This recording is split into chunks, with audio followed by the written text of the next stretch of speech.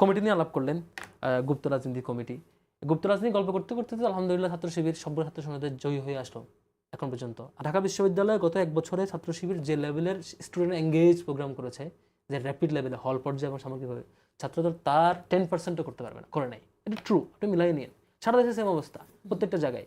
তো এরপরে যদি বলেন যে না আমার ফর্মেটে আপনি চালান, দেখেন ভাই আপনি 200 জন 300 জন নিয়ে কমিটি দেন, এটা আপনার স্টাইল, ভালো খারাপ আলাপ হতে পারে কমিটি, কিন্তু আমি তো 200 জন 300 জনের কমিটি দিই না, আমার স্টাইল এরকম না।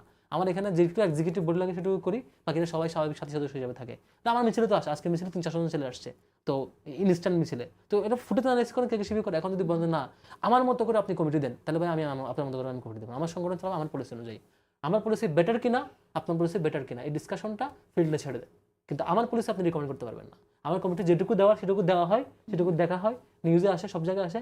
আপনার মতো 500 সদস্যের কমিটি আমি দিব না কখনই। এটা আমার ক্যারিয়ার বেসিস সিস্টেমের, আমি আমার সিস্টেম ফলো করবো।